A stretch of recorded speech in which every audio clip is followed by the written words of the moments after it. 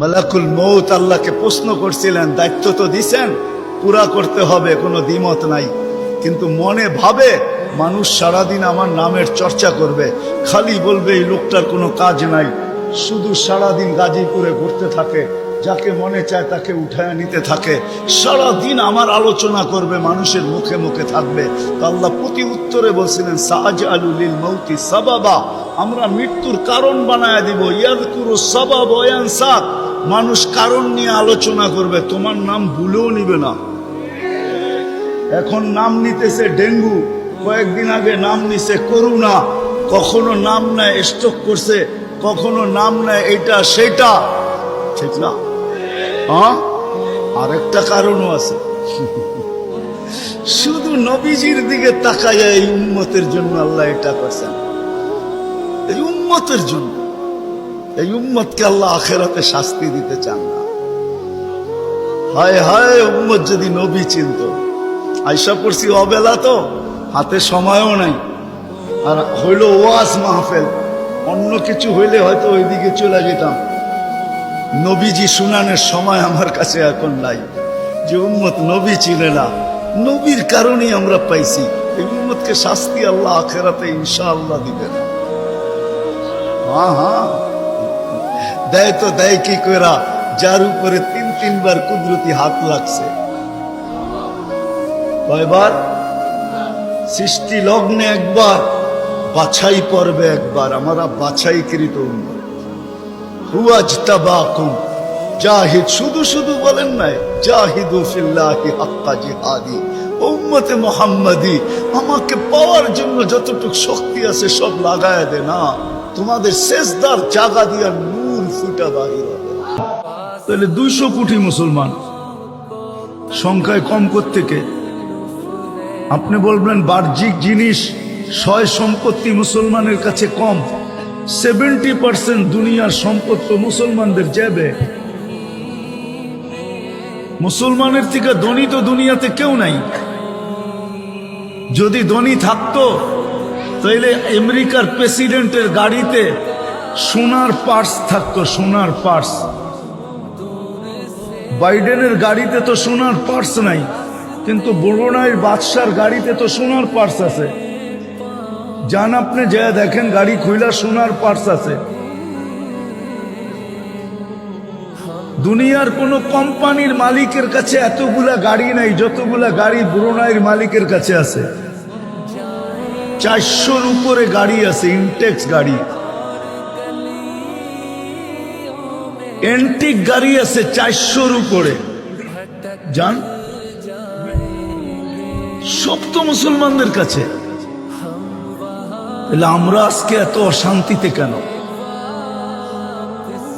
অশান্তির কারণ মনে হয় এটাই, যে মুসলমান যাকে আল্লাহ উম্মতে মুহাম্মদী নিজের কুদরতি হাতে নির্বাচিত করলেন, কুদরতি হাত দিয়ে নির্বাচিত করলেন, যে উম্মতকে আল্লাহ অফার দিলেন, যে উম্মতকে আল্লাহ নির্বাচিত করলেন, যে কিয়ামতের দিন আমি তোমাকে আমার পক্ষে রাখবো, আমার বিরুদ্ধে যেতে দিব না, আমার পক্ষে রাখবো, কিয়ামতের দিন আমার পাশে রাখবো, আমার পক্ষে রাখবো, আমার পাশে রাখবো। শুহাদা আলান নাস, কিয়ামতের দিন সমস্ত 1.25 লক্ষ উম্মতের বিরুদ্ধে আমার পক্ষে সাক্ষী হিসাবে আমি তোমাদেরকে রাখবো। আল্লাহকে যদি প্রশ্ন করি, আমাদেরকে আপনার পক্ষে নিয়ে নিলেন, আমাদের পক্ষে কে? তো আল্লাহ যেন বলে, ওয়ার রাসূলু শাহিদান আলাইকুম, আমি আমার বন্ধুকে তোমাদের পক্ষে দিয়া দিলাম। তোমরা আমার পক্ষে চলে আসো, আমি বন্ধুকে তোমাদের পক্ষে দিয়া দিলাম। তো বন্ধু আমাদের পক্ষে, আমরা আল্লাহর পক্ষে।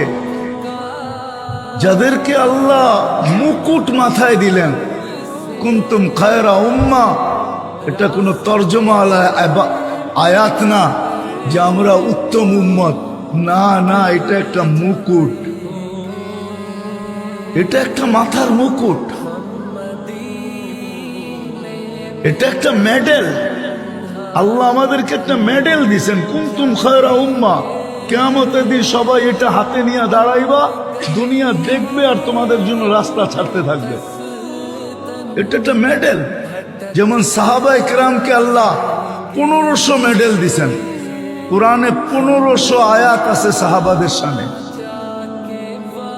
একটা না দুটা না।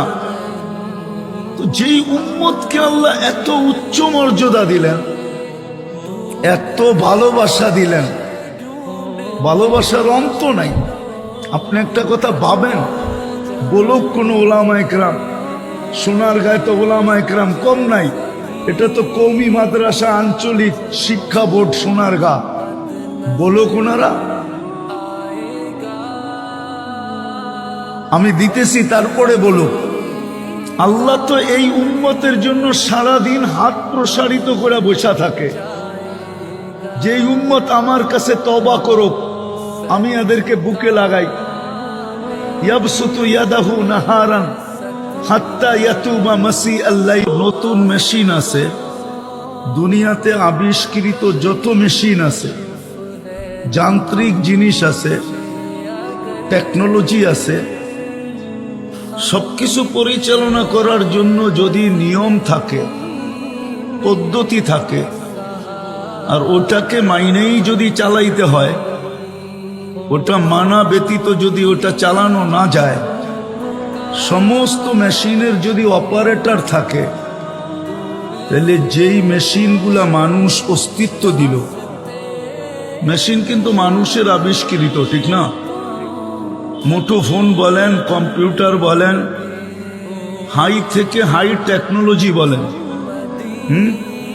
মানুষের আবিষ্কার কিন্তু, ঠিক না? যদি এগুলা চালানোর জন্য অপারেটর লাগে, তাহলে যেই মানুষটা এগুলাকে আবিষ্কার করলো, আমি মানুষটাই মেনে নিলাম, একটু পিছে না গেলাম,